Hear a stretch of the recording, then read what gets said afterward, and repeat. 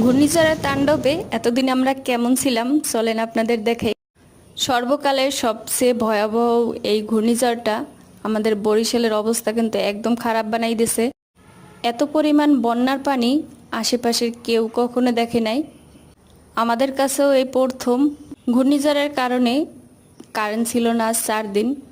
এই 4টা দিন আমাদের খুবই কষ্টে কাটছে। আমার বাবার বাড়ির অবস্থা এখন এই পর্যায়ে, একদম খাটের উপর পর্যন্ত পানি উঠে গেছিল। সব কিছুই ভিজে গেছে, এগুলো গুছাইতেও অনেক সময় লাগবে। আর এই হচ্ছে আমার এক কাকির বাসা, তো তার বাসার অবস্থা তো আপনারা দেখতেই পাচ্ছেন। পিরা সম্পূর্ণ ভাঙ্গে গেছে, সবার অবস্থাই এমনই খারাপ। পানি অল্প সময় ছিল, পরে আবার পানি নামে গেছে, তারপরও এখনো অনেক পানি আছে আর সবার অনেক ক্ষয়ক্ষতি হয়েছে। সবাই আমাদের জন্য দোয়া করবেন। আজকের মতো আল্লাহ হাফেজ, আসসালামু আলাইকুম।